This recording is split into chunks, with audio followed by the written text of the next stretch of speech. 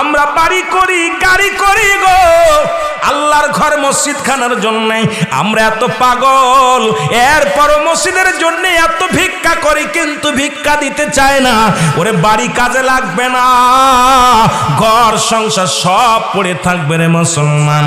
আল্লাহ নিজে বলেন কুল্লু মান আলাইহা ফান, সব কিছু শেষ করে দিবে আমার আল্লাহ। আল্লাহ বলে দুনিয়ার মুসলমান,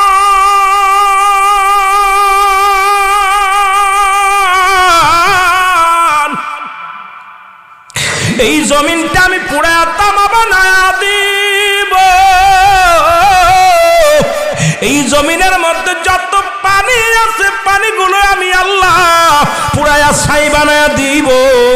যেদিন কিচ্ছু বলতে কিচ্ছু থাকবে না, সেদিন থাকবো শুধু আমি আল্লাহ। আজকে এত বাড়াবাড়ি করো কেন রে সর্দার দল? আজকে এত মস্তানি করো কেন নেতার দল? নেতা হইয়া আজকে একটু সমাজের দাম পাইয়া এত বাড়াবাড়ি করো রে মুসলমান। শুনে না, ওই জমিনটা আমার আল্লাহ পুরায়া তামা বানায়া দিবে। এই জমিনের পানিগুলো পুরাই আমার আল্লাহ ছাই বানায়া দিবে। যেদিন কিচ্ছু বলতে কিচ্ছু থাকবে না, সেদিন থাকবে শুধু আমার আল্লাহ। আল্লাহ কয় বান্দারে সেদিন থাকবো আমি নবীর ভালোবাসা নিয়া। আজকে কার জন্য সুদ খাও, কার জন্য ঘুষ খাও, কার জন্য জিনা ব্যভিচার করো গো?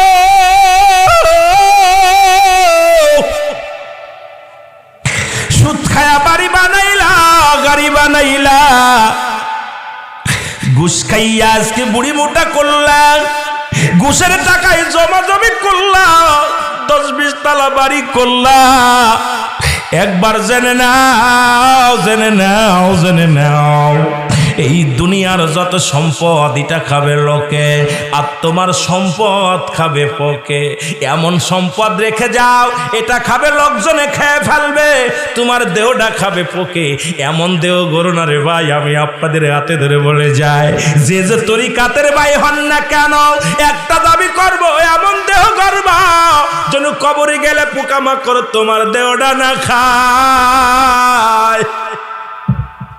এমন দেহ গর্বা ওই কবরে যেন জাহান্নামের ফেরেশতারা আসতে না পারে রে ভাই। এমন দেহ গর্বা জাহান্নামের আলো বাতাস যেন কবরে না আসে। আমি আপনাদের বলে যাই, এই দুনিয়া এত কষ্ট করে সম্পদ বানাইলো, এই সম্পদগুলো খাইবে দুনিয়ার লোকজনে, আর দেহটা গল্লা হারাম খায়া দেহটা গল্লা, এই দেহ খাবে তোমার পোকে লুটে খাবে। এই জন্য সব সময় দাবি করে যায়, এমন সুন্দর দেহ গর্বা এই দেহটা যেন পোকা মাকড়ে না খায়। জোরে জোরে চিল্লায় বলা যাবে না আল্লাহু আকবার। আল্লাহ বলেন বান্দারে শুনে নাও, এই পৃথিবীর মধ্যে আমি আল্লাহ ফল আর ফুল দান করলাম। এত বেল মিজানে উঠছেন, দাড়ি পালায় উঠছেন, এবার আল্লাহ কি দান করেছে পৃথিবীর মধ্যে শুনে নেন, এরপরে আমি আলোচনায় চলে যাই। আল্লাহ বলে বান্দার এই দুনিয়ার মধ্যে খোসাযুক্ত ফল আর খোসা মুক্ত ফুল আমি আল্লাহ দান করলাম। প্রতিটা ফলের উপরে আমি আল্লাহ খোসা লাগায় দিলাম। আমের উপরে খোসা, জামের উপরে খোসা, কাঁঠালের উপরে খোসা, চাউলের উপরে খোসা, ডাউলের উপরে খোসা। পৃথিবীর মধ্যে যত খাদ্য দ্রব্য আল্লাহ দান করলো, প্রতিটা খাদ্যের উপরেই আল্লাহ খোসা দিছে। কারণ আমার বান্দা এটা ভোগ করবে, আমার বান্দা এটা পান করবে, আমার বান্দা এটা খাবে। যদি বিষাক্ত পয়জন যদি বান্দা ওই পেটের মধ্যে চলে যায়, দেহটা নষ্ট হয়ে যাবে। আমার গোলামি করতে গেলে কষ্ট হবে, আমার ইবাদত করতে গেলে কষ্ট হবে। এই জন্য আমার আল্লাহ পৃথিবীর মধ্যে যত ফল দান করেছে খোসাযুক্ত ফল, আর পৃথিবীর মধ্যে কোনো ফুলের উপরে খোসা নাই। আল্লাহ বলেন আমি আল্লাহ পৃথিবীর মধ্যে যত ফুল দান করলাম খোসা মুক্ত ফুল, ফুলের উপরে কোনো খোসা দিলাম না, কাবার দিই নাই।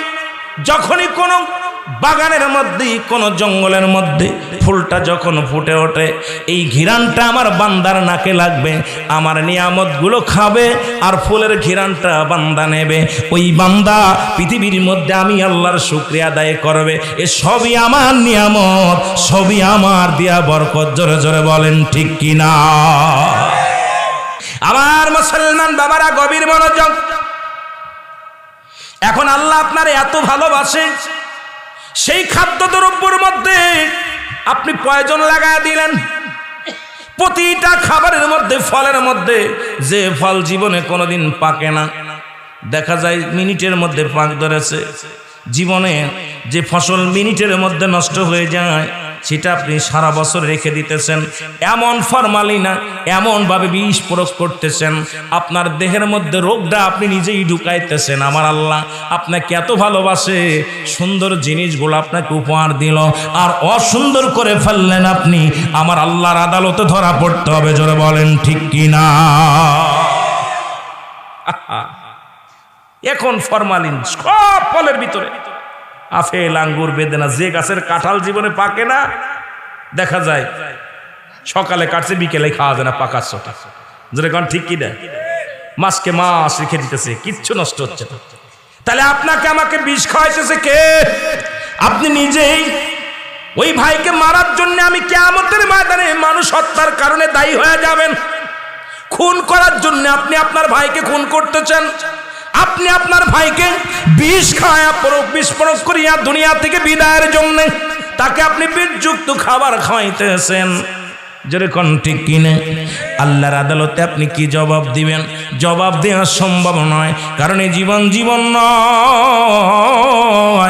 এমনই একটা জীবন আসবে রে মুসলমান, যে দেশে গেলে মানুষের বিচার হয়, যে দেশে গেলে মানুষ আর কোনোদিন ফিরে আসে না, যে দেশে গেলে মানুষ আর কোনোদিন ফিরে আসে না রে।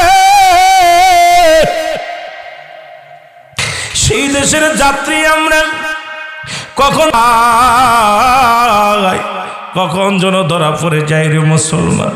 মানুষের মৃত্যু হয় দুইটা টাইম, একটা হলো রাতের বেলা, একটা হলো দিনের বেলা। ও বান্দা, দিন শুরু করে মরণের পেয়ালা পান করিস নাই, এখনো পর্যন্ত জিন্দা আসির। রাত শুরু করেছিস, মৃত্যুবরণ করিস নাই।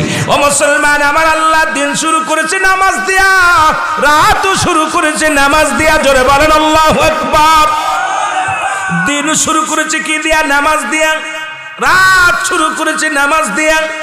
রাতের শুরু হলো মাগরিব। এখন যদি জিগায় দাদু ভাই কজন মানুষ মাগরিবের নামাজ আদায় করেছে, হয়তো হাতে গোনা 50 জন মানুষ উঠবে। এখন কয় রুহুল আমিনের দাওয়াত দেওয়া যাবে না, নামাজের কথা বলে, কারণ মুসলমান এবং কাফেরদের মধ্যে পার্থক্য হলো নামাজ। এখন নামাজের কথা বললেই কলিজার মধ্যে আগুন ধরে যায় আপনার। অথচ রাত শেষ করেছেন রে মুসলমান, রাতের শুরুতেই 3 রাকাত ফরজ নামাজ আপনি আদায় করলেন, আপনি আবার আল্লাহর গোলাম হয়ে গেলেন। এখন আল্লাহকে যদি মানতে হয়, আপনি তো প্রথমেই কালেমা পড়েছেন, লা ইলাহা, নাই কোন ইলাহ ইল্লাল্লাহু, এক আল্লাহ ছাড়া, আল্লাহ ছাড়া কিচ্ছু নাই। দুনিয়ার সব কিছুর মালিক আমার আল্লাহ। আপনি সাক্ষী দিলেন রে মুসলমান, আল্লাহকে পার একমাত্র ঠিকানা নবী মুহাম্মদুর রাসূলুল্লাহ সাল্লাল্লাহু আলাইহি ওয়াসাল্লাম। এখন আপনি নামাজ পড়লেন না, কেমন আপনি আল্লাহর গোলাম হইলেন? কেমনে আপনি আল্লাহর বিধান মানলেন? কেমনে আপনি আল্লাহর পথে চললেন? ও মুসলমান, এবার 2 রাকাত সুন্নাত নামাজ তুমি আদায় করলা, তুমি আমার নবীর প্রেমিক হয়ে গেলা। নবী নবী বলে ডাক ছাড়ো, সুন্নাতের কোনো ধার ধারণা, মুখের মধ্যে 30 বার শেভ করো। তুমি দুনিয়ার মধ্যে নবীর সুন্নাত তরিকার মধ্যে চললা না, আর নবী নবী বলে পাগল হয়ে গেছো রে মুসলমান। শুনে নাও, সুতরাং আল্লাহর বিধান রাসূলের সুন্নাত তরিকায় যদি চলতে না পারো, এই দুনিয়া থেকে বিদায়ের পরে কষ্টের কোনো শেষ নাই। জোরে জোরে বলেন ঠিক কিনা? কি করে বাঁচে? এখন রাত্রে মৃত্যু হয় না, দিনে মৃত্যু হতে পারত। দিনের শুরু হলো ফজর। এই যে শীতের দিন আসছে, ফজরের সময় অনেকের ঘুমই ভাঙে না, যদিও ভাঙে শীতের জন্য, ওযু করবে না, পানি ছানবে না। ও মুসলমান শুনে নাও, ফজর 2 রাকাত সুন্নাত নামাজ তুমি আদায় করলা, আমার নবীর সুন্নাতি তরিকা তুমি মানলা, এখন নবীর ভালোবাসার প্রেমিক হয়ে গেলা। এবার 2 রাকাত ফরজ নামাজ তুমি যখন আদায় করলা, তুমি আমার আল্লাহর গোলাম হয়ে গেলা। এবার দিনের মধ্যে যদি তোমার মরণ হয়ে যায়, তুমি হবে আমার আল্লাহর গোলাম, আমার নবীর প্রেমিক হয়ে মৃত্যুবরণ করবা। তুমি দুনিয়াতেও সাকসেস, পরকালেও সাকসেস। সাকসেস।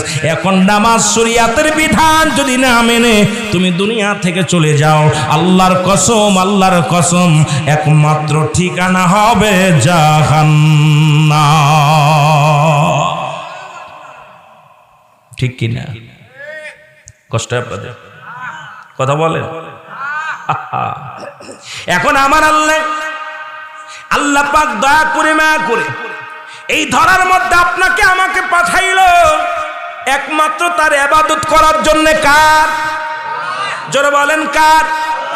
এখন আল্লাহর ইবাদত করার জন্য আল্লাহ বলেন বিসমিল্লাহির রাহমানির রাহিম।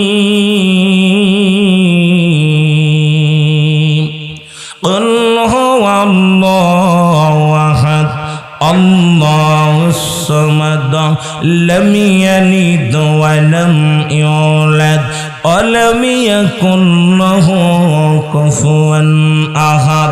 এ দুনিয়ার মুসলমান,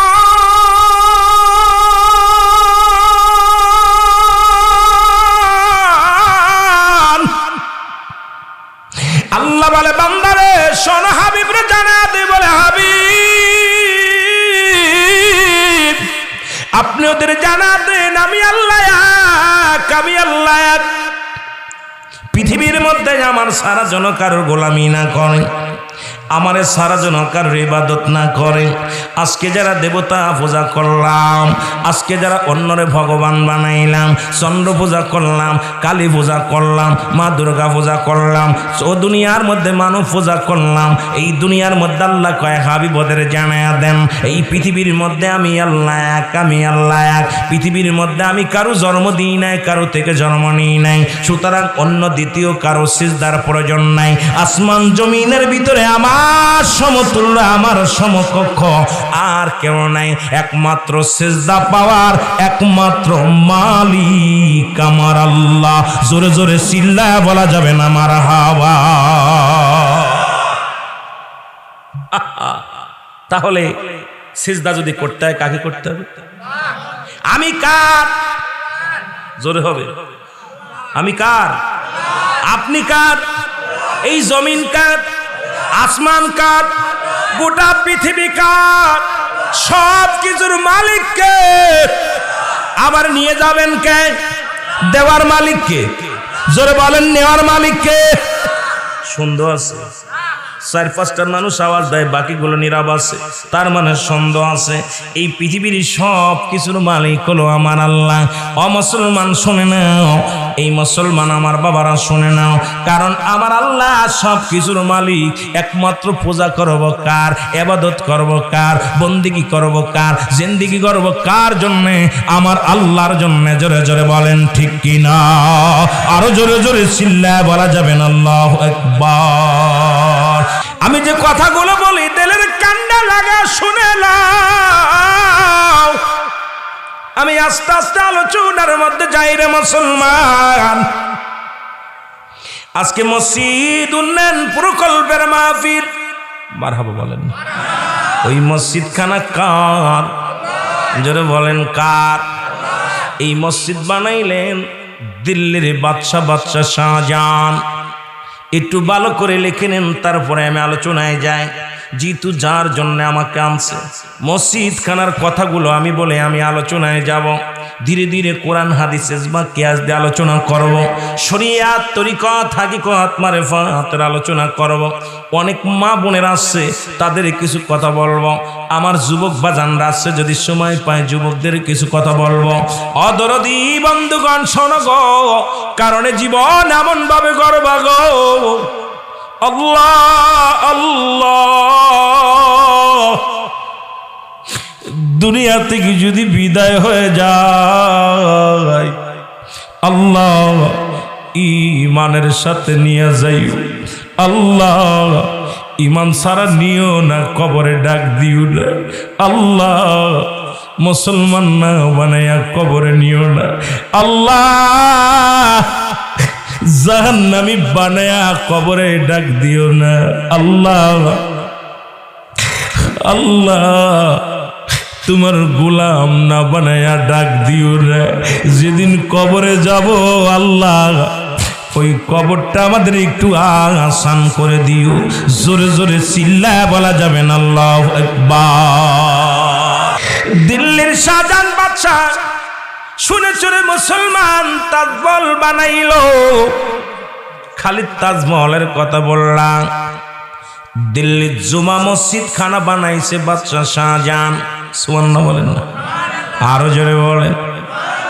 আজকে আমার বাবারা, এ বাবার সাদবা, আজকের এই গ্রামের সাদবা গ্রাম গোরস্থানবাসী সুন্দর একটা মসজিদ বানাইল। এরম একটা মসজিদ বানাইলেন বাদশা শাহজাহান। 10 বছর ধরে সাধনা করে। কয় বছর? জোরে বলেন, কয় বছর?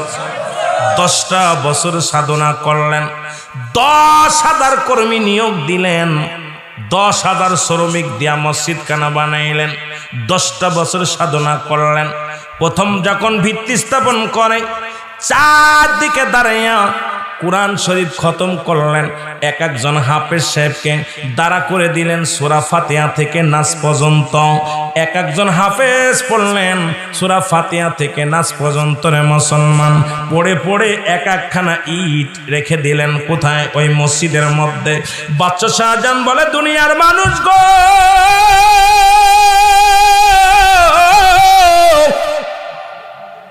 এই দুনিয়ার মধ্যে আমি এমন একটা কাজ করে যাব যেখানে ইবাদত বন্দেগী করবে দুনিয়ার মুসলমান। আমি বাদশা শাহজাহানের জন্য গোটা পৃথিবীর মানুষ দোয়া করবে। আমি কিচ্ছু চাই না, একটা মসজিদ বানাইব। মসজিদ খানা বানালেন। অসংখ্য হাফেজি কোরআন দিয়া কোরআনের তেলাওয়াত করে করে যখন একটা পারা করে কোরআন পড়ে, একটা পারা করে কোরআন পড়ে, প্রতিদিন এক একজন কাজের মধ্যে নিয়োগ দেয়। কোরআনের পাখিগুলো কোরআন তেলাওয়াত করে। আর মসজিদের কাজ শুরু হয়ে গেল। মসজিদ অলরেডি 10 বছর পরে হয়ে গেল। প্রথম জুম্মার নামাজ পড়লেন। জুম্মার নামাজ যখন পড়লেন, শত শত মুসল্লিদের নিয়ে নামাজ আদায় হলো।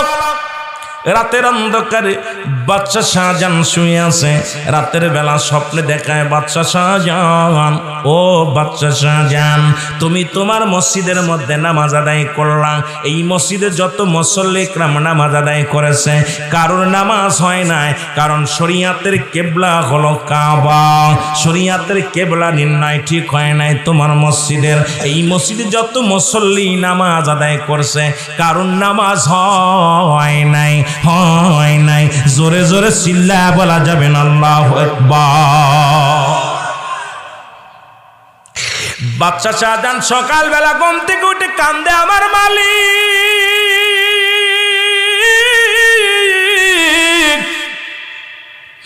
আমি এত সাধনা করে মসজিদ বানাইলাম, এত কষ্ট করে একটা মসজিদ বানাইলাম, এই মসজিদে আমি সালাত আদায় করলাম। এখন আমি শুনতে পাইলাম এই মসজিদের নামাজ কারো হয় নাই। আল্লাহ, এত সাদের মসজিদ কানা, এত আদরের মসজিদ কানা, আমি এত যত্নে বানাইলাম, এখন আমি মসজিদের কেবলা নির্ণয় করব কেমনে রে আল্লাহ? সকল বৈজ্ঞানিকের সঙ্গে পরামর্শ করে, জ্ঞানীদের সঙ্গে পরামর্শ করে। সবাই বলে, বাদশা শাহজাহান, যেহেতু কেবলা নির্ণয় ঠিক হয় নাই, ভেঙ্গে দাও তোমার মসজিদ খানা, ভেঙ্গে দাও, মেম্বারটা ভেঙ্গে একটু ঘুরায় দাও, কেবলা নির্ণয় করো। বাদশা শাহজাহান বলে, না না, আমার মসজিদের মধ্যে আঘাত করো না। আমার মসজিদের যদি একটা ইটের মধ্যে হাত দাও, আমার কলিজার মধ্যে যা লাগবে গো। এ দুনিয়ার মুসলমান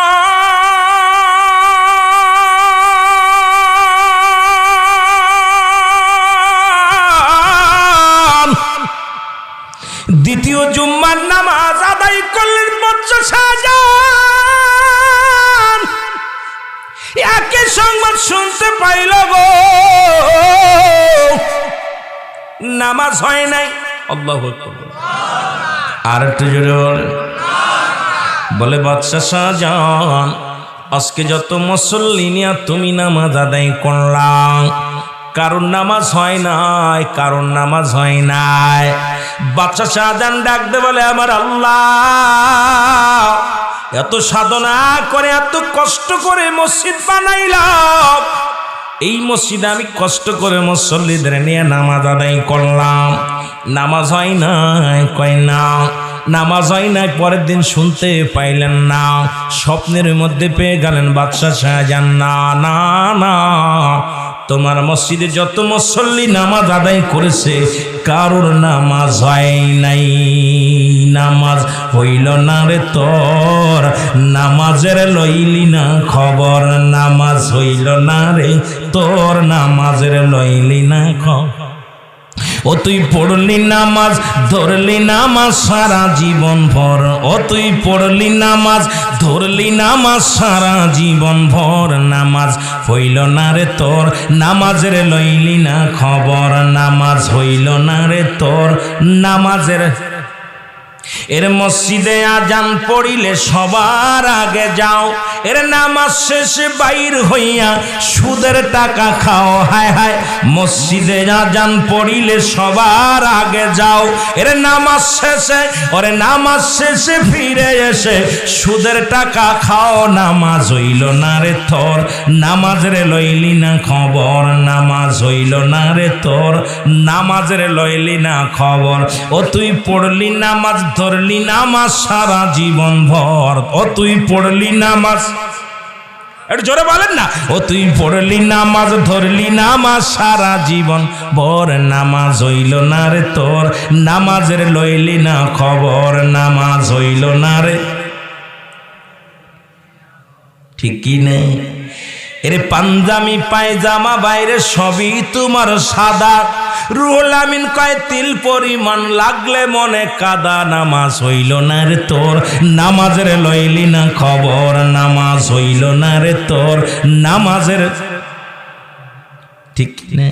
ওরে নামাজের ভিতর তোমায় মশায় কামড় দিলে, আরে মশা তুমি আগে মারো রুকু সেজদা ফেলে, ঠিক কি না? আরে নামাজ, সাহাবীরা নামাজ পড়েছে, আল্লাহর ওলিরা নামাজ পড়েছেন, আল্লাহর মাহবুব বান্দা যারা নামাজ পড়েছে, নামাজের ভিতরে তীর খুলেছে, তীর লেগেছে, পার ও পার হয়ে গেছে, সারা রাত নামাজ দাঁড়ায় গেছে। আর আমাদের ইমাম সাহেব যদি একটু সূরা বেশি বড় ধরে, ইমাম সাহেবের আজকে খাওয়া ভালো হয়েছে, কথা কয় না কেন? আজকে আপনাদের ইমাম সাহেব ভালো বড় বড় সূরা করছে, এই যদি একটু বড় সূরা ধরে পিছনের মুসল্লিরা পিছনের বিপদ। এই জন্যে বলতেছেন নামাজের ভিতর তোমায় মশায় কামড় দিলে, আরে মশা তুমি আগে মারো, মশা তুমি আগে মারো রুকু সেজদা ফেলে, নামাজ হইল না রে তোর, নামাজের লইলি না খবর, নামাজ হইল না রে। অমন পড়লি নামাজ ধরলি নামাজ সারা জীবন ভর, দেখা যায় 80 বছর 40 বছর নামাজ পড়ে, কপাল চুলছে, হাঁটু চুলছে, এখনো নামাজের নিয়ম জানে না, ঠিক কিনা?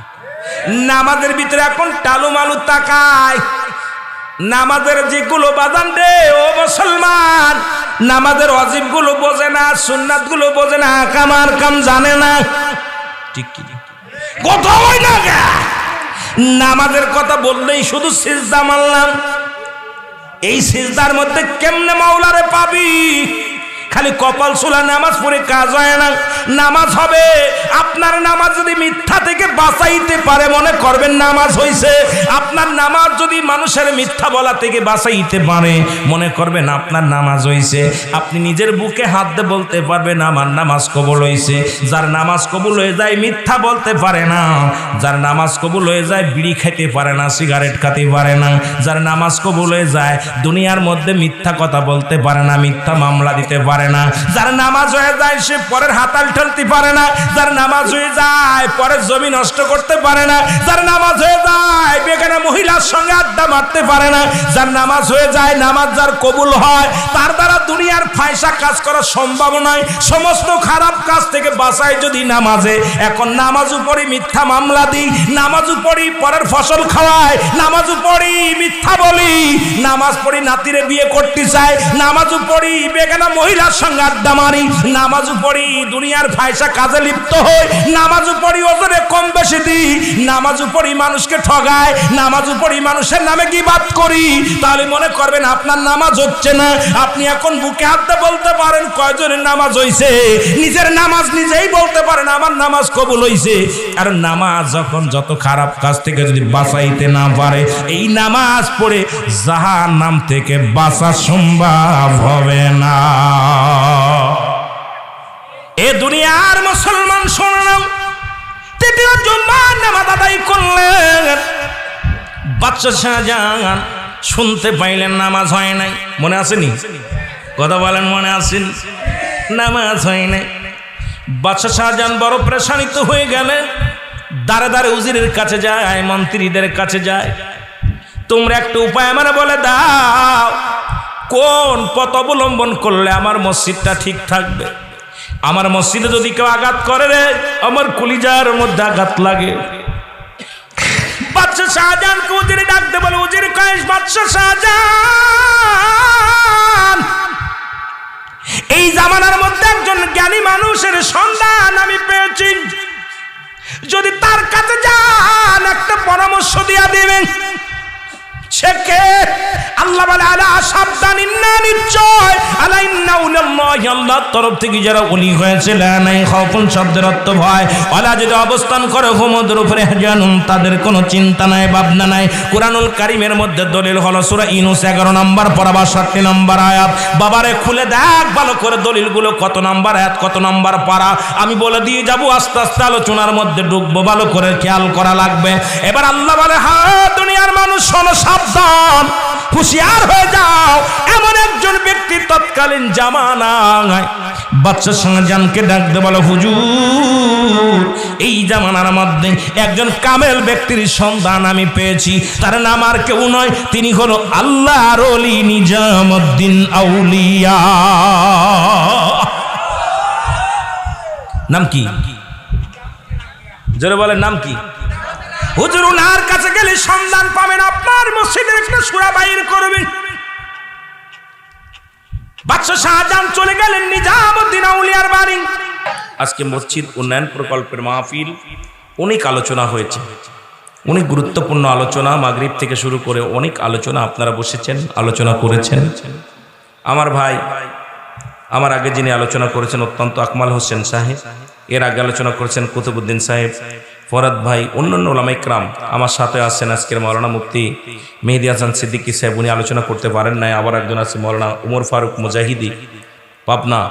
দুইটা বক্তা আজকে বড় মাহফিল, দুইটা বক্তা সফর সঙ্গী হিসেবে আছেন। অন্যান্য ওলামায়ে কেরাম অনেকেই সুযোগ পেয়েছেন, অনেকে সুযোগ পান নাই, আলোচনা করেছেন। আল্লাহ যেন এখান থেকে আমাদের গুনাহগুলো মাফ করাইয়া বাড়ির দিকে যাওয়ার তৌফিক দান করেন, জোরে বলেন আমিন। এখানে দুইটা জিনিস পাওয়া যায়, একটা হচ্ছে রহমত, একটা হলো গজব। আমরা কি রহমত নিতে চাই না গজব নিতে চাই? জোরে বলেন, রহমত নিতে চাই না গজব নিতে চাই? এই যে জিকির করলাম, ভালো করছি না খারাপ করছি? অনেকে জিকির করেন নাই, দেখে হাসতেছেন, যে জিকির করতেছেন। জিকির কত প্রকার, কি কি, কোন মাকলুকাত কোন হালাতে জিকির করে বলতে পারবেন? বলতে পারবেন? জিকির শব্দের অর্থ স্মরণ করা। জিকির শব্দের অর্থ স্মরণ করা। এই যে কোরআন তেলাওয়াত করলেন, এটাও জিকির। বসে আছেন, জিকির অত গাফিলিতি। মুনাফিকদের চেনার উপায়, যখন জিকির করবে গাফিলিতি করবে, নামাজ অলসতা করবে। দেখেন নামাজ পড়তে গেলে হাত পা খায়, গলা কুড়কুড়োয়, এরপরে হাত পা এক পায়ে দাঁড়ায়, মানে অলসতা করে। মুনাফিক চেনার উপায় হলো যখন নামাজ দাঁড়ায় অলসতা করে, আর যখন জিকির করে গাফিলিতি করে। মুনাফিকদের চেনার উপায়। আল্লাহু আকবার বলেন না? এখন জিকির আমরা অনেক তরিকাতে ভাইয়েরা আছেন, তরিকা ছাড়াও আছেন। জিকির সাধারণত দুভাগে বিভক্ত, একটা জাহিরি, একটা বাতিনি। জাহিরি জিকিরটা স্পষ্ট জিকির, আল্লাহ আল্লাহ আল্লাহ। বাতিনি জিকিরটা হলো না আপনার চুপে চুপে যেটা। এই বাতিনি জিকির আবার দুভাগে বিভক্ত, একটা হলো মুখ বন্ধ জিহ্বা চালু, আর একটা মুখও বন্ধ জিহ্বাও বন্ধ। কলবের যুগে মানব দেহের বান্ধুদের নিচে একটা হাড়, হাড়ের নিচে একটা গোস্ত, গোস্তটাকে আরবিতে বলে কল্ব, ইংলিশে বলে হার্ট। এটা যাদের পবিত্র, সমস্ত দেহ রাজ্য পবিত্র। জোরে বলেন মারহাবা। আর একটু জোরে বলেন মারহাবা। কথা বলতে হবে, জোরে বলেন মারহাবা। এই জিকির আবার চার ভাগে বিভক্ত। দলিল তিরমিজি শরীফের 2য় খণ্ড 175 নম্বর পৃষ্ঠা। এতদিন জিকির করেছেন আল্লাহ আল্লাহর জিকির না, এই জিকিরটার নাম হলো ইসমে জাতের জিকির। বাইহাকি শুআইবুল ঈমানের প্রথম খণ্ড 337 338 নম্বর পৃষ্ঠা। দলিল নেবেন, হাসলে চলবে না। লেখা, আমাদের যুগে আমরা যখন করেছি পুতুল খেলা, তোমরা এখন সেই বয়সে লেখাপড়া করবে না। তা আমরা জিকির করি। আজকেও দেখলাম অনেক ভাই হাসতেছেন, চেয়ে রয়েছেন। আল্লাহ রব্বুল আলামিনের সঙ্গে নাফরমান ওই ব্যক্তি যার জিকিরে মাশগুল হলো না। আল্লাহর জিকির করতে গেলে যার অন্তর কাঁদে না, আল্লাহর ভয় যাদের অন্তরে নাই, এদের মতো মুনাফিক পৃথিবীর মধ্যে আর কেউ নেই। জোরে বলেন ঠিক কিনা?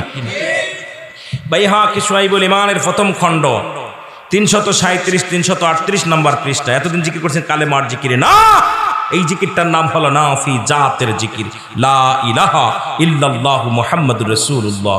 কানজুল উলমানের প্রথম খণ্ড 214 নম্বর পৃষ্ঠা। আমি কিতাবের নাম বলতেছি, না পাইলে আমাকে ওপেন চ্যালেঞ্জ। এতদিন জিকির করেছেন কি জিকির? তওবার জিকির না, এই জিকিরটার নাম হলো কুওয়াতের জিকির, লা হাওলা ওয়ালা কুওয়াতা ইল্লা বিল্লাহ। চতুর্থ নম্বর জিকির হলো সুবহানাল্লাহ আলহামদুলিল্লাহ লা ইলাহা ইল্লাল্লাহ। আমিন বলেন, আমিন বলেন, আরো জোরে বলেন। চরমোনাই, সারসিনা, ফুরপুরা শরীফ, আট্টসি অনেক বিভিন্ন শ্রেণীর ভাইয়েরা আছেন এবং শেরপুরে, নেতপুরে অনেক ভাইয়েরা আছেন। আমার কথা হলো, আমলিগ, বিএনপি, জামাত, শিবির সকলের জন্য বলতেছি, আমি রুহুল আমিন সিদ্দিকী আমার যত আলোচনা, কাউকে আঘাত করে বলার উদ্দেশ্য আমি কখনো আলোচনা করি না, কাউকে আঘাত দিয়ে বলার অভ্যাস আমার নাই। আমি অমুক যাত্রায় অমুকের গান, আমাদের দেশে এখন বক্তা দেখবেন যে যেখানতে আসে সেই ফেলি গান গায়, এটা অভ্যাস রুহুল আমিন সিদ্দিকের নেই। আমার কথা হলো, সর্বজননীর জন্য আমরা যখন মাহফিল করব, এখানে বিভিন্ন শ্রেণী মানুষ আছে, কাউকে আঘাত করা যাবে না। হেদায়েতের মালিককে আমাকে বলতে হবে কোরআন হাদিসের কথা। হেদায়েতের মালিক আরো জোরে বলেন কে? আল্লাহ। এখন এই জিকিরটা হলো ইবনে মাজার মধ্যে ৪৪ নম্বর জিকিরের জিকিরটা করলাম। এখন আপনারা বলতে পারেন, হুজুর জিকির করব কিন্তু হাত পা নড়ে কেন? সবচেয়ে বড় জিকির করে কোরআনের পাখিগুলো, যারা জিকির ওয়াজ করে। বিসমিল্লাহির রহমানির রহিম, ইন্নাল্লাযীনা ক্বালু রাব্বুনাল্লাহু সুম্মা ইসতাকামু তাতানাজ্জালুল মালাঈকাতু আল্লাহ। জোরে বলেন ঠিক কিনা? আমি ব্যঙ্গ করতেছি না। ওরে জিগাইবেন, ওই বেয়াদব, তুই কোরআন পড়তেছিস, তুই কেন নাচতেছিস কেন? আজকে দেখি কিছু কিছু মিটমিট হাসতেছে। আমি কাউকে আঘাত করতে চাই না, কিন্তু বড় দুঃখ লাগে এই সমস্ত মুনাফিকদের চরিত্র দেখলে। মুনাফিকদের চিনার উপায়, যখন জিকির করবে গাফিলতি করবে, যখন নামাজ দ্বারা অলসতা করবে, সেই মুনাফিকগুলো আল্লাহর জিকির থেকে নাফরমান ক্ষুদ্র দ্বারা দূরে থাকে। জোরে বলেন ঠিক কিনা? কথা বলেন না কেন? ওরে জিগাইবেন, ও বলবে, ভাই আমি নাচি না, এই কোরআনের ভিতরে এত জাদু, এত মধু আছে, এটা যত পড়ি কে যেন আমার ভিতর থেকে ঢোলায়। জোরে বলেন ঠিক কিনা? আরো জোরে বলেন, আরো জোরে বলেন। এখন আর এক শ্রেণী আছে আমাদের এলাকায়, মসজিদে নামাজ পড়ে দেবেন, লা ইলাহা ইল্লাল্লাহ বলে, কি বলে? আর একটা আছে ইল্লাল্লাহ ইল্লাল্লাহ, নড়াচড়া আছে, কথা কয় না কেন? এখন জিকির শব্দের অর্থই স্মরণ করা। যেহেতু আমি করেছি, আপনাদের ভিতরে ত্রুটি পেয়েছি বলে আমি কথাগুলো বলতেছি, আমার এই সাবজেক্ট না। তবু যেহেতু আমি বক্তা মানব, যখনই করেছি, আপনারা যেহেতু এর ভিতর সকালবেলা বলবেন কেন আগের হুজুর বললো না, হুজুর বললো, এই জন্য আপনি আপনাদের বুঝাই দিতেছি। কারণ আমি যদি না বুঝাই, মাহফিল দিয়ে আমাদের শিক্ষণীয় বিষয়, শিকার জন্য মাহফিল হয়। এখন মাহফিল বিনোদন হয়, মাহফিলে আমরা কালেকশন করি, না হলে মাহফিলে রং তামাশা করি। আমলের নিয়তে, হেদায়েতের নিয়তে কোনো বক্তা আলোচনা করি না, বক্তারে দাওয়াতও দিই না। কারণ কোন বক্তা কত ফেমাস, কোন বক্তা কত আপনার এই বাংলাদেশে কত ফেমাস বক্তা, যে যত ভাইরাল বক্তা, দাওয়াত দিয়ে যে যারা গালি দিতে পারে সেই বক্তার মার্কেট বেশি, আর সেই বক্তার বাজেটও বেশি। আমাদের সমাজ এখন এমন একটা কলুষিত হয়ে গেছে আমার বাবারা। এখন আমি এই সমস্ত মানুষদেরকে বলি, মাঝে মাঝে বলতাম, গতকালকে একটা আলোচনা করতে হঠাৎ করে একটা কথা বলে ফেলেছিলাম, যে আমাদের দেশে হাজিরা হজ করে আলহাজ লেখার জন্য, নামের আগে লেখে আলহাজ, এখানেও আছে না? কথা বলেন না কেন? এখানে কয়েকজনের নামে আছে আলহাজ, আলহাজ, হাজি, এই যে হাজি লেখা আছে, আলহাজ লেখা আছে। তাহলে আমরা যারা সুদখোরের নামের আগে সুদখোর লেখা উচিত, ঘুষখোরের আগে ঘুষখোর লেখা উচিত। জোরে বলেন ঠিক কিনা? লেখা উচিত না? যেহেতু হজ করলে হাজি লেখার জন্য তুমি মদিনায় চলে যাও, তদ্রূপ তুমি ঘুষখোর, তোমার নামের আগে লাগবে ঘুষখোর অমক, সুদখোর অমক। যারা বলেন ঠিক কিনা? কথা কয় না কেন? হয়তো এটা বললে আপনার অনেকের আঘাত লাগবে, লাগবে? কথা বলেন না কেন? আমি মনে করি নামের আগে এটা লেখা উচিত। সুদখোরের আগে নাম লিখতে হবে সুদখোর অমক, ঘুষখোর অমক। যেহেতু তুমি হজ করতে যাও নাম কেনার জন্য, যে নাম কেনার জন্য আমরা হজ করে আসলাম আল হাজ লেখো। উরি বাবা, হাজিরে যদি হাজি না কয়, হাজি তো একদম রাইগা আগুন। হাজিরে যদি হজ হাজ আল হাজ না বলা হয় তাহলে তোর উনি নাই কয় আমি হজ করে আসলাম এত টাকা খরচ করে, আমার নামটা হাজি লেখলো না, হজ আল হাজ লেখলো না। তো তুমি যে সারা জীবন ঘুষ খাইলা, ঘুষ করলে কি কষ্ট হয় কেন? জোরে বলেন ঠিক কিনা? জোরে বলেন ঠিক কিনা? তা কদিকে যায়। এবার বললেন হুজুর সব জিকির করলাম, কিন্তু আপনারা সামা বললেন এটা মানতে পারি না। কোথাও যদি গজল লেখা হারাম লেখা হয়, কোরআন শরীফ শপথ করে বললাম আমার জীবন আর গজল গাবো না, ওয়াজের মঞ্চে আর ওয়াজ করবো না। একটা দলিল যদি বাবার পুত হয়ে থাকো, হালাল জাদা হয়ে থাকলে আসো, দলিল নিয়ে বসো, একটা দলিল দেখাও, সেই দলিল দেখবো, জীবন আর কোনোদিন গজল গাবো না। রাসূলের দরবারে আমার নবী দুজন সাহাবী ছিল, সদা সর্বদাই নবীকে নাচ শোনাতেন, কবিতা আবৃত্তি করে শোনাতেন। আহসান বিত সাহাবী, সুবহানাল্লাহ বলেন না? নবীর দরবারে দুজন সাহাবী ছিল, নবীরে নাচ শোনাতেন, কবিতা আবৃত্তি শোনাতেন। এখন আল্লাহর গজল গায়ে আমরা যখন আল্লাহ আল্লাহ বলি, সাথে কিছু ওলি আল্লাহদের শান, নবীদের শান বইলা কিছু সামা শরীয়ত মোতাবেক, শরীয়তের বাইরে কোনো কথা বলা যাবে না, আমাকে মরা লাগবে, এই কথাগুলো কিছু ছন্দ আকারে বলে উৎসাহিত করে আল্লাহ জিকির করতে। এখন আপনাদের সমাজের মধ্যে বললেই ফিতনা, বললেই ফিতনা। অলরেডি আমি শুনেছি আসার পর আমাকে নিয়েও মন্তব্য করেছেন আপনাদের এলাকার উলামা একরাম, যিনি তো বিতর্কিত আলেম, আট্টসির দরবারের মুরিদ। এই মিয়া, আমরা ভেসে আসি নাই, ভেসে আসি নাই। সুতরাং শরিয়াতের গরখেলাপ করা কাজ আমরা কখনো করি না। কাউকে আঘাত করা, কাউকে কষ্ট দিয়া, এই চরিত্র আমাদের ভিতরে নাই। জোরে বলেন ঠিক কিনা? জোরে বলেন ঠিক কিনা? এখন আপনি যদি হেদায়েতের মালিক হয়ে যান তাহলে তো বড় বিপদ। পৃথিবীর সবচাইতে আমরা দেখেন একটা, দেখুন এখন সবচেয়ে কত বড়, আমি আশ্চর্য হয়ে যাই যে আমরা পৃথিবীর বোঝাগুলো, জাহান্নামী একটা মানুষ এখন ওলি আল্লাহ মানতে চাই না। ওলি আল্লাহদের কাছে গেলে কোনো কাজ হবে না, আমরা অনেকে বলি, বলি কি বলি না? জোরে বলেন না কেন? বলি না? আমার ভাইয়েরা নামাজ দেখুন তারা ইবতিদাতুল বেজাল ইমাম, ইমাম বরাবর, কিন্তু ইমাম সাহেব যে দোয়াটা পড়ে জানেন? আনা ইমামুল লিমান হাজার মাইয়াজ্জু, উপস্থিত অনুপস্থিত সকলের দায়ভার একজন ইমাম সাহেব নেয়। আপনার মসজিদে যিনি নামাজ পড়ান, ওই মুসল্লি, এক মুসল্লি আছে ঘুষখোর, এক মুসল্লি আছে সুদখোর, এক মুসল্লি আছে জিনাকারী। এদের দায়িত্ব যদি একজন সাধারণ ইমাম নিতে পারে 10,000 টাকা বেতন নিয়া, 15,000 টাকা বেতন নিয়া, যদি হারামজাদার দায়িত্ব নিতে পারে, ঘুষখোরের দায়িত্ব নিতে পারে, জিনাখোরের দায়িত্ব নিতে পারে, আর আগুইটায় সেই দায় সালাম ফিরে কয় ওলি আল্লাহর কোনো পাওয়ার নাই, অমুক ভণ্ড, অমুক প্রতারক, উনি ধোয়া তুলসীর পাতা। জোরে বলেন ঠিক কিনা? রাগ করতেছেন? রাগ করতেছেন? দায়িত্বটা কি দেখছেন? উপস্থিত অনুপস্থিত সব মুসল্লির দায়ভার নিচ্ছে। বলেন দি, নিজের গুনাহ নিয়েই তো নিজে বিপদে আছে। কোনো ব্যক্তি যদি সচেতন মানুষ হয়, সে ইমামতি করার মতো ক্ষমতা নেই, তার ভয়ে কাঁপবে থরথর করে, যে আমি যে 10,000 20,000 টাকা বেতন পাইয়া দাঁড়াইলাম সামনে, আমার পিছে ঘুষখোর, সুদখোর, জিনাখোর, ব্যভিচারখোর, সবার দায়িত্ব আমি নিতেছি, সবগুলোর দায়িত্ব আমি নিতেছি। আল্লাহু আকবার। সবচেয়ে বড় চোর নামাজি চোর, সেই চোরগুলোর দায়িত্ব আমি নিতেছি। সে আবার সালাম ফিরে কদ অমুক ভণ্ড, অমুক ভণ্ড, এই যে অবস্থা। এই জন্য সমাজ জাতিকে বাঁচাইতে হলে আগে আমাদের ঈমান ঠিক করার দরকার। জোরে বলেন ঠিক কিনা? আরো জোরে চিল্লায় বলেন ঠিক কিনা? আমার সাথে আওয়াজ দিতে হবে আলোচনায়। আমি এত বড় জানি বক্তা না, জ্ঞানী বক্তা না, বড় বড় বক্তা না, আমি ক্ষুদ্র আলেম, সাধারণ একটু আপনাদের ছোট ভাই। আমার জ্ঞান আপনাদের জ্ঞানের চাইতে অনেক কম। আসমানের নিচে, জমিনের উপরে আমার মতো নরাধম পাপিষ্ট আমি মনে করি আর দ্বিতীয় নাই। আমাকে জ্ঞান দিতে পারেন এর ভিতরে অনেকে আছেন, আপনাদের ওই জ্ঞানের কাছে আমার জ্ঞান সামান্য সীমিত। তবুও মদিনাওয়ালার খাতিরে আল্লাহ তাআলা 2-4টে কথা বলার জন্যে হয়তো কবুল করেছে, তাই বুঝতে পেরেছি এখানে আমার কোনো এমন কোনো নাই, যোগ্যতা নাই। আজকে নামটা, এই টাইটেল শুধু এটুক না, আমার একাধিক ডিগ্রি নিছি। আমার ডিগ্রিগুলো লকআপ লাগাইতে গেলে আরেক পৃষ্ঠা লাগবে। ডিগ্রি কম নেই নাই, শরীয়তের ডিগ্রিকে মূল্যায়ন করি। এই যে কারি অনেক জায়গায় বলি ভাই কিচ্ছু লেখা লাগবে না, খালি রুহুল আমিন লিখে তবেন, আমার কিচ্ছু প্রয়োজন নাই। কারণ এখন আমাদের দেশের অনেক মৌলানার লকআপ পড়তে গেলে আপনার 3 পৃষ্ঠা পুরো যায়। যারা বলেন ঠিক কিনা? তো এই জন্যে আমার ভাইয়েরা এত বড় লকআপ নয়, তবে একটা কষ্ট হলো যে আজকে আমরা শরিয়াত, তরিকত, হাকিকত, মারেফাত, আগুন, পানি, মাটি, বাতাস, ইসলাম, ঈমান, ইহসান, কালেমা, নামাজ, রোজা, হজ, যাকাত। এখন যদি আপনাদেরকে বলি 6টা কালেমা কার কার মুখস্থ আছে বলেন।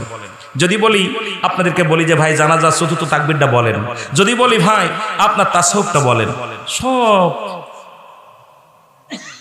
কিন্তু আমাদের দেশে কিছু করতে না পারি, কাটতে পারি, লিখতে না পারলেও কাটতে পারি। কাটার উস্তাদ আমরা। জোরে বলেন ঠিক কিনা?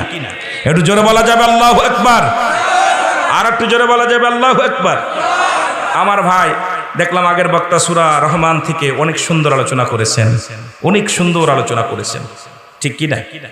আল্লাহ তো অনেকবার বলছে ফাবিআইয়ি আলাইহি রাব্বিকুমা তুকাজ্জিবান। কোন নিয়ামত, কোনটা স্বীকার করবি? সব নিয়ামত, সব যেদিকে তাকাবি কার নিয়ামত? জোরে বলেন।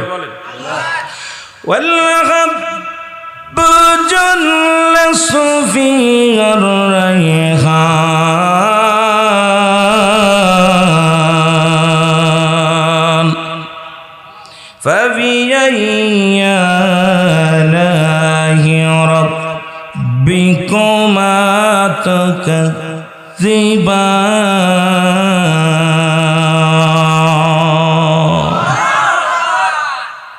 আলোচনা এই জায়গার এর আগের আয়াত দিয়ে শেষ করে চলে গেছে।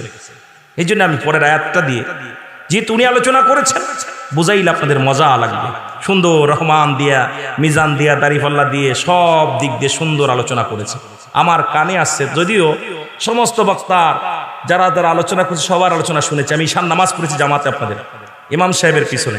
তবে ইমাম সাহেবের চেহারা এখনো দেখি নাই, যে উনার মসজিদই ছিলাম, উনার মসজিদেই নামাজ পড়ে দোতলায় ছিলাম, উনার পিছিয়ে নামাজ পড়ছি। আপনার 4 রাকাত নামাজ ওনার পিছে পড়েছি, 8টা সিজদা মেরেছি। কিন্তু ওনার সাথে এখনো পরিচয় হয়নি, দেখা হয়নি। হয়তো আমরা দেখা করে নাই, কেন করে নাই তার ব্যাপার, এটা আমার প্রয়োজন নাই। তবে দেখা হয়নি আর কি, চিনি নাই এখনো। তবে নামাজটা আপনাদের মসজিদে এসে পড়েছি। আল্লাহু আকবার বলেন না। কষ্ট পাচ্ছেন? কষ্ট পাচ্ছেন আমার ভাইরা, বন্ধুরা আমার? যে কথাগুলো বলতেছিলাম, আস্তে কইবেন নি, জোরে বলেন না আমিন। সুতরাং আর আপনাদের আগাবো না। বাজে কয়টা? সময় আইরে কাম সারছে, 12টা পার হয়ে গেছে। এই জন্য আমি আপনাদের কাছে আমি কালেকশনের ওয়াজ করি না। প্রথম কোনো মাহফিলে কালেকশন করি না। আমি দেখেছি আপনারা অনেক কালেকশন দিয়েছেন। আর একটু দাবি করবো আমি মোনাজাতের আগে, দোয়ার আগে আপনাদের করো জোরে দাবি করবো, যেহেতু 12টার পরে কোনো মানুষের জাগান রেখতেন নাই। এই জন্য আপনাদেরও আমি কষ্ট দিব না। এই জন্য আমি আপনাদের কাছে ছোট্ট একটা ওয়াজ করে যাই, যে যত রাজা বাদশাহ যা বলেন সব কিছু একটু আগে বলছি, কুল্লু মান আলাইহা ফান, সব শেষ করে দিবে আমার আল্লাহ। এই জমিনের যত পানি দেখছেন সব শেষ, মাটি দেখছেন সব শেষ, দালান কোটা সব শেষ। থাকবে কে? আল্লাহ। থাকবে কে? সুতরাং আর থাকবে আমার নবীজির ভালোবাসা নিয়ে আমার আল্লাহ। এই জন্য আপনাদের কাছে আমার করজোরে দাবি, ওই মসজিদখানা গড়বেন, মসজিদের জন্য যে যা পারেন, প্রয়োজন হলে একদিন ওই মসজিদে দিন মজুরি দিবেন, প্রয়োজন হলে একটা ইট ধুয়ে দিবেন, প্রয়োজন হলে একটা জুগালে দিবেন, প্রয়োজন হলে 1 বস্তা সিমেন্ট দিবেন। না পারলেও ওই মসজিদকে ভালোবেসে যায় চোখের পানি ছেড়ে কানবেন, আল্লাহ আমার তো দেওয়ার কিছু নাই, এই মসজিদখানা খাড়া হতেছে আমার আল্লাহ, তোমার এই ঘরের ওসিলায় আমার জিন্দেগির গুনাহগুলো মাফ করে দিয়ে জোরে বলেন আমিন। কত? আল্লাহ মসজিদের সহসভাপতি 100 টাকা করছে দেন। আল্লাহ তুমি আতকানি করো, সম্মান কঠিন ব্যাধি মাফ করো, বানা মুসিবত দূর করো, অভাবের দরজা বন্ধ করে দাও, রিজিকের দরজা খুলে দাও, সব সমস্যার সমাধান করে দাও। আল্লাহ তুমি দয়া করে মায়া করে জিন্দারে মারতে পারো, মরাডারে বাঁচাইতে পারো। এ ভাই কেউ যাস না, তোকে দাবি করি যেরকম বসা ছিলে এরকম বসে থাক। আমি মুসাফির মানুষ, খাস দোয়া করে যাব, খাস দোয়া করে যাব আল্লাহ যেন সব কঠিন ব্যাধি মাফ করে, বালা মুসিবত দূর করে। কারণ আল্লাহ সব কিছুর মালিক, আল্লাহ তাবারকের ব্যবস্থা আছে। আর আমি মুসাফির মানুষ, দোয়া যেমন ভাবে মাহফিল আলোচনা শুরু করেছি অমনি বসে পড়ছেন। আমাকে দেওয়ার কথা ছিল 9টায়, এই 9টায় আনলে আমার ভাইয়েরা ওয়াজ শুনে শান্তি পেত। তবুও যেহেতু একটু রাত হয়ে গেছে, আপনারা বসেছেন, আমি বাস্তববাদী আলোচনা করি।